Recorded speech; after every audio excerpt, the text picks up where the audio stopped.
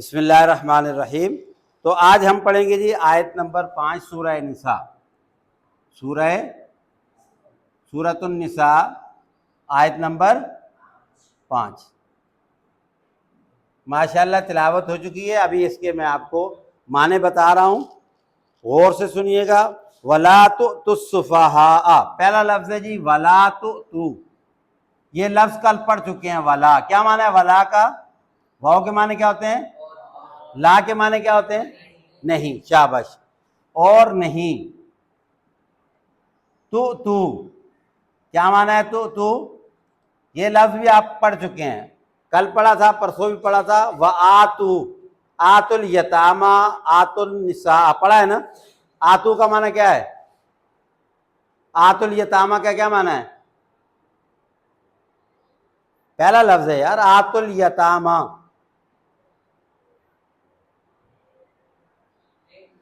دے دو۔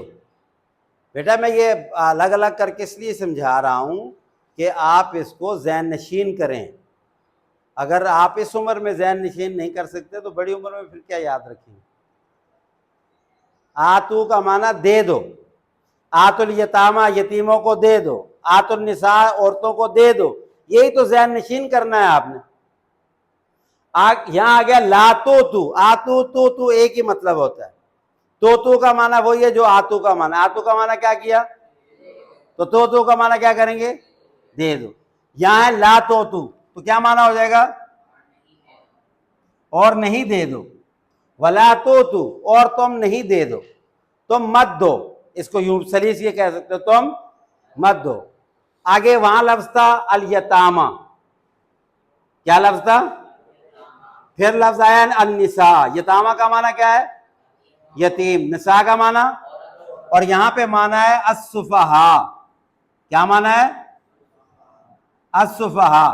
السفہاء سفیہ کی جب سفیہن کی جمع ہے، اور سفیہن کہتے ہیں ناسمجھ کو، ناسمجھ، بے وقوف، اور سفہاء اس کی جمع ہے، سفیہن کی جمع ہے سفہاء، ناسمجھ،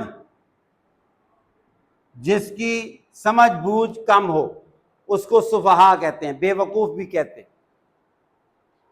اور یہ جمع کا لفظ استعمال کیا، وَلَا تُؤْتُوا السُّفَهَاء، یہ لفظ یاد رکھنا۔ سفہاء کا لفظ اور جگہ پہ بھی آئے گا، جیسے دوسرا پارہ شروع ہوتا ہے نا تو کیا الفاظ ہیں شروع کے؟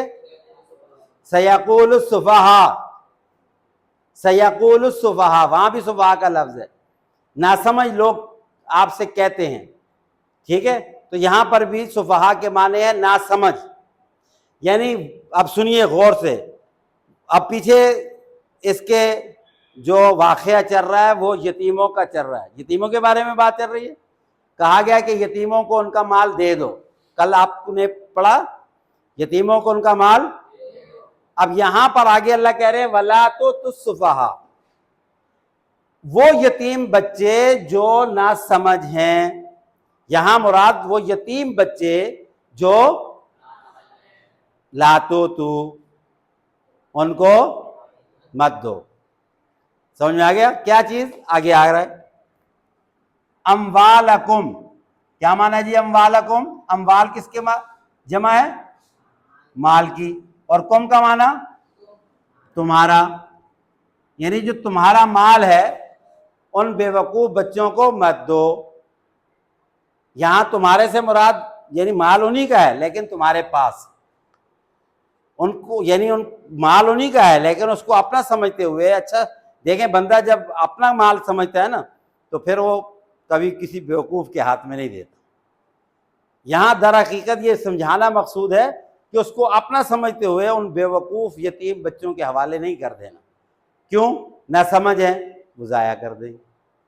اب اس کی حکمت کیا ہے؟ وہ ان کو کیوں نہیں دینا؟ آگے بیان کیا اللتی، کیا لفظ ہے جی؟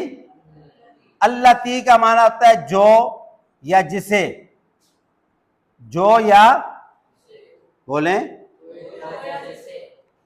جعل اللہ، جعل، بیٹا جعل کے معنی ہوتے ہیں بنایا، جعل کے معنی، اللہ کے معنی کیا ہے؟ اللہ نے، جعل اللہ جسے اللہ نے بنایا ہے۔ یہ مال کی بات ہو رہی ہے، جس مال کو اللہ نے بنایا قیامن، قیامن کا معنی ہے روزی، قیامن کا مطلب معیشت، روزی، گزر بسر کا ذریعہ، گزر بسر کا، قیامن کا معنی گزر بسر کا ذریعہ۔ یہاں تک بات سمجھ میں آ گئی؟ بولو۔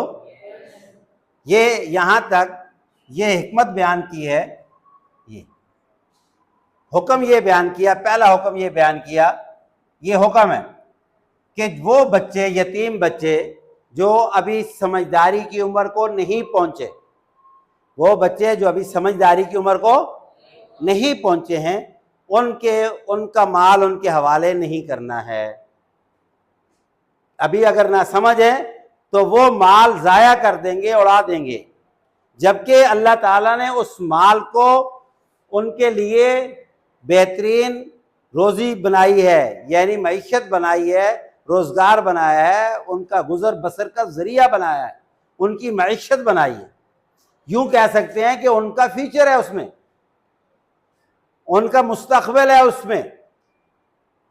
بات سمجھ میں آئی ہے بیٹا؟ بولو۔ کیا حکم دیا؟